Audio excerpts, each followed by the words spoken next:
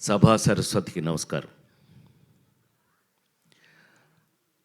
నా ప్రాణానికి ప్రాణమైన తెలుగు ప్రేక్షక దేవుళ్ళందరికీ నమస్కరిస్తూ, నన్ను 48 సంవత్సరాలుగా సినిమా ఇండస్ట్రీలోనే ఉండడానికి కారణమైనటువంటి నా ప్రెస్ సోదరులందరికీ హాయ్ హాయ్ చెప్తూ, ఎందుకంటే అంత బ్యాచ్ మారిపోయింది, యంగ్స్టర్స్ వచ్చేసారు ఎక్కువ. ఇట్టండి ముసలోడు ఎవడు తప్ప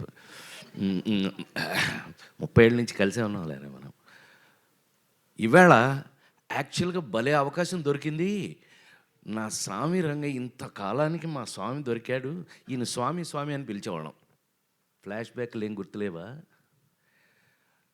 సినిమా ఇండస్ట్రీలో అనేక మంది హీరోలు అవ్వడానికి అద్భుతమైన, కేవలం మ్యూజిక్తో పెద్ద పెద్ద హీరో రజనీకాంత్, కమల్ హాసన్, రాజేంద్ర ప్రసాద్ ఎవడెవడు అందరినీ హీరోలను చేసి పారేసింది ఆయన.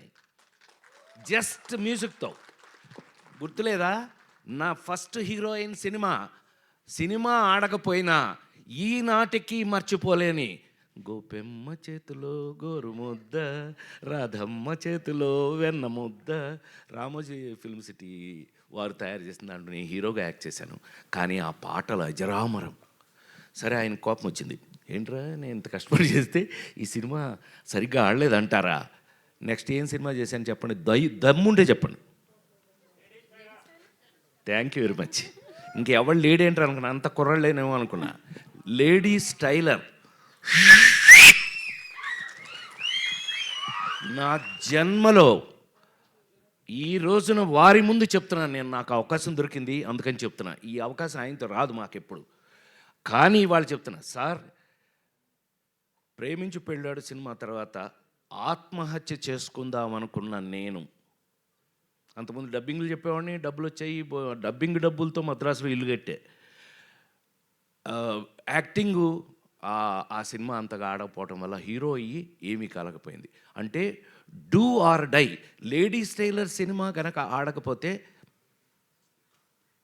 దండేసి దండం పెట్టేవాళ్ళు ఇప్పటికి. సో రాజేంద్ర ప్రసాద్ లేడు. లేడీస్ టైలర్ సినిమా ఒకే ఒక ఎక్స్పీరియన్స్ చెప్పేసి ఆపేస్తాను. Sorry, I will take another 3-4 minutes. Lawyer Suhasini అని ఒక సినిమా యాక్ట్ చేసాం. మా వంశీ సంగతి మీ అందరికీ తెలుసు కదా. ఇప్పుడు వంశీ సంగతి ఇక్కడ ఎందుకు లేండి, షష్టి పూర్తి. వంశీ పత్తి పేసునున్న మొత్తం పోచి ఎల్లరికీ తెలియం. సో వాడు నాకు ఆల్రెడీ కొత్త విలన్ని పెట్టి అతను నేను ఫైటింగ్ చేస్తుంటే కొట్టుకోండి అని షార్ట్ కంటిన్యూ చేశాడు. వాడు ఎరగొట్టి నన్ను సైకిల్ మధ్యలో కాలేసి తొక్కేసి కాలు ఇరిగిపోయింది, ఫ్రాక్చరు. అయితే వంశీ వచ్చాడు మా ఇంటికి. వస్తే మనమేమో మంచి కట్టు, 2 చెక్కలు ఈ టైప్లో ఉన్నాం ఇంట్లో ఉంటే, ఏమండి బయలుదేరండి మన స్వామి పిలుస్తున్నాడు. స్వామి? ఎవరు స్వామి? మన స్వామి అండి. ఓ ఇళయరాజా గారు. ఏంటంటే వాడిని తీసుకొస్తే రీ రికార్డింగ్ చేస్తాను, లేకపోతే చేయను అని డబుల్ పాజిటివ్ చూశారండి ఇప్పుడే. లేడీస్ టైలర్ డబుల్ పాజిటివ్ చూశారు. డబుల్ పాజిటివ్ అంటే రీ రికార్డింగ్ చేసే ముందు వర్షను. అదేంటి అని అన్నా, వాడిని తీసుకురా లేకపోతే నేను రీ రికార్డింగ్ చేయను అన్నారు. నన్ను ఈ స్టేజ్లో నేను రానిపోవాలన్నా, బాబు నీకు దండం పెడతాను, ఆయన అక్కడ రీ రికార్డింగ్ చేయడానికి లేడీస్ టైలర్ రెడీగా ఉన్నారు, మీరు రాలేదనుకోండి సచ్చింది గొర్రె. ప్రసాద్ ల్యాబ్లో అలా కూర్చోవటమే నా పని అయిపోయింది. పైగా ఆ సినిమా ఎంతో కష్టపడి చేసాం, లేడీస్ టైలర్ సినిమాని. సో అవన్నీ ఈ పీత కష్టాలు పీత అన్నట్టు సరే తిట్టుకుని, షార్ట్స్ ఉన్నాయి అయినా పర్లేదని ఆయన పిలిచారు అని చెప్పి ఆ స్ట్రెచ్తో నేను అక్కడికి వెళ్తే స్వామి థియేటర్ బయట నిలబడి ఉన్నారు ఇలాగే. అప్పుడు ఇంతే ఇప్పుడు ఇంతే, తెల్ల మల్లెపూలాగానే ఉంటాడు కానీ ఇలా నిలబడి ఉంటే నేను అందులోంచి కారు, ఏమైందిరా అన్నాడు. ఆయనకి ఎంత ప్రేమ నా మీద యాక్టర్గా వచ్చింది అని అంటే, రా అన్నాడు ఆయన. ఏమైందిరా? వీడే ఎరగొట్టాడన్న వంశీని చూపించి.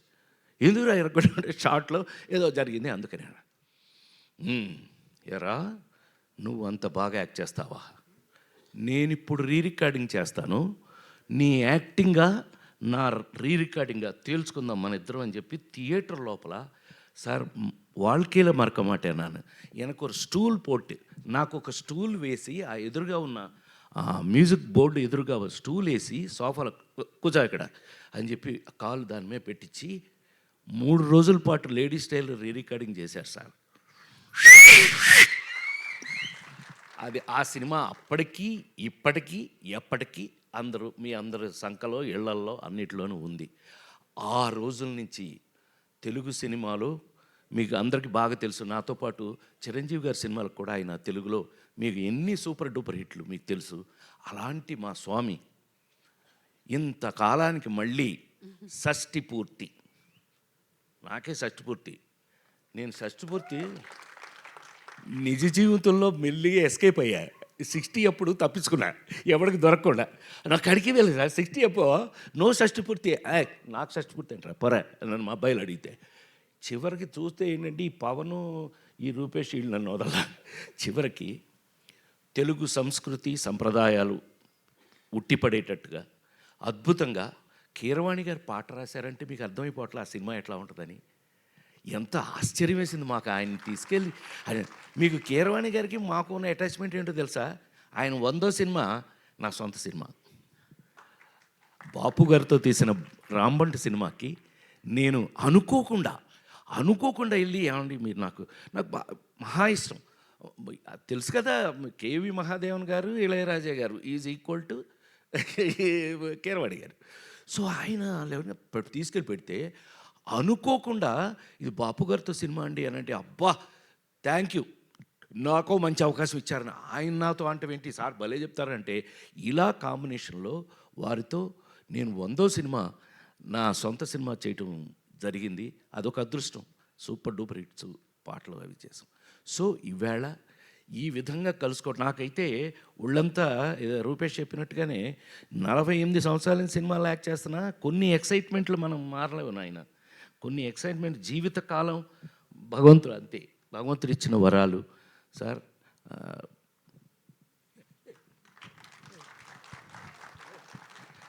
నిజంగా ఆయన ఎంత బాగా నా సినిమా అనేటప్పటికల్లా చెట్టు కింద ప్లేటర్లు మీరు ఎన్నో చూశారు, ఇంకా నేను ఇప్పుడు దాని గురించి చెప్పాల్సిన అవసరం లేదు. అలాంటిది ఇంతకాలానికి షష్ఠి పూర్తి అని ఒక చక్కటి కథతో నాలాంటి ఇంతకాలం సినిమా ఇండస్ట్రీలో మీ అందరి ఎదురుగా 40 ఏళ్ళ నుంచి కూడా 287 సినిమాలు యాక్ట్ చేసిన నన్ను ఒక షష్ఠి పూర్తిలో ఒక అద్భుతమైన పాత్రతో పవన్ చక్కగా రాసి దాన్ని అద్భుతంగా తీసి ఇవాళ హైలైట్ ఆఫ్ ఇట్. మామూలుగా దాని మీద మీకు గౌరవం వినగానే రావడానికి కారణమే అమూలందైన బొమ్మ ఇసై జ్ఞాని ఇళయరాజా. ఏమండి ఆయన పాట రాయటం నేనైతే ఆశ్చర్యపోయాను సార్ నిజంగా. మీ పాట విని ఏంటి ఆయనే రాశారంటే, అరగంటలో రాశాడు మా చైతన్యకి నాకు లింక్ తెలుసు కదా, ఆ నలుగురు జన్మలో ఎవరో మర్చిపోలేని తెలుగు సినిమా. చైతన్య అదేంటి అని అంటే, అవునండి కూర్చొని రాశాడు ఆయన. అందులో ఇళయరాజా గారు అనగానే ఒళ్ళు గగురు ఆయనకి ఊపు వచ్చేసిందండి, రాశాడు. ఎంత అద్భుతం అండి. వీటన్నిటికీ మించి మాకు ఈ సినిమా చూస్తుంటేనే మీకు పెయింటింగ్ వేసినట్టుగా ఉంటుంది. పద్మశ్రీ తోట తరణి అన్నయ్య, ఈ అన్నయ్య మేమంతా బ్యాచ్లండి, మేమంతా బాగా చెప్పలే. ఫ్లాష్ బ్యాక్ ఎందుకు చెప్తాను చెప్పను, మనం ఏవిఎంలో అట్లు అల్లరి చేసినంత చెప్తానండి. ఏవిఎం బ్యాచ్ సార్, ఇదెల్లా పెరియ బ్యాచ్. మేమంతా అన్నయ్య మంచిగా లేరారా బాబు, అంతా కలిసి ఇన్ని సంవత్సరాల నుంచి పనిచేస్తూ వాళ్ళ దగ్గర నాకున్న చనువు. ఈ సినిమా చూస్తే మీకు ఒక పెయింటింగ్ లాగా ఉంటుంది. అంత కారణం అన్నయ్య, ఆయన్ని తెచ్చుకున్నాం. ఎస్ అఫ్ కోర్స్ కెమెరా లేకపోతే నువ్వు నీ వర్క్ వాల్యూ తెలియాలంటే అక్కడే కదా. సో ఇన్ని క్వాలిటీస్తో రేపు మీకు రిలీజ్ కాబోయే ఈ సినిమా ఒక తెలుగు సినిమాకు కావలసినటువంటి అన్ని వాల్యూస్ ఉన్నాయని, అందులో మనం మిస్ కాకుండా ఇలాంటి లెజెండ్స్ని మనం పెట్టుకుని మళ్ళీ మన పాత రోజులు గుర్తు చేసుకున్నట్టుగా అనిపిస్తుంది నాకు.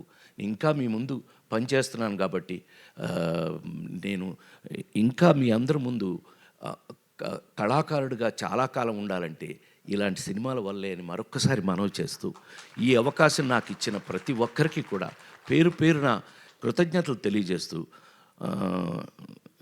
ఇళయరాజా గారు ఇంకా ఇంకొక 100 సినిమాలు చేయాలని నేను అనుకుంటున్నాను. ఆయన చేసేస్తాడు. ఆయన అసలు మీరు ఆయన చూస్తే థియేటర్ లోపలికి వెళ్తే రానివ్వరు, కానీ వెళ్తే చచ్చారే ఉచ్చబోసేయడమే మీ పని. ఇప్పటికీ అలాగే పనిచేస్తున్నారు ఆయన. కొన్ని ఎందుకని కొంతమంది అంతేనేమో, ఇంకా వాళ్ళు మనమేం మార్చలేము. వారితో ఇంకా పనిచేయటం, ఇంకా ముందు ముందు కూడా పనిచేస్తానని మరొక్కసారి నేను ఆ భగవంతుని ప్రార్థిస్తూ, ఈ అవకాశానికి డెఫినెట్గా ఈ సినిమాని మీరు చూడండి. మీకు కావలసిన మా అమ్మాయి చెప్పినట్టుగా మీకు కావలసిన అన్ని విషయాలు ఇందులో ఉన్నాయి. సెంటిమెంట్, తెలుగుతనం, తెలుగు మళ్ళీ ఒక మంచి సినిమా, తెలుగు సినిమా చూసామన్న ఫీలింగ్ మీకు కలుగుతుందని మరొక్కసారి మనవి చేస్తూ సెలవు తీసుకున్నాను. నమస్కారం. థ్యాంక్ యూ రాజేంద్ర ప్రసాద్ గారు. Thank you so much.